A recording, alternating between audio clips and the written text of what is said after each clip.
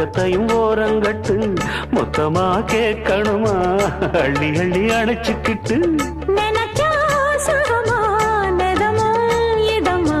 தனியா வரவா தரவா பதமா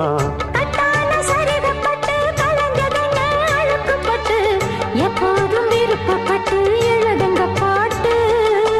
பொன்னான உடல் இருக்கு உடலுக்குள்ளே கடல் இருக்கு கண்ணான மாமனுக்கு காடணும் கணக்கு மெதுவா மெதுவா தொடலாம் பொதுவா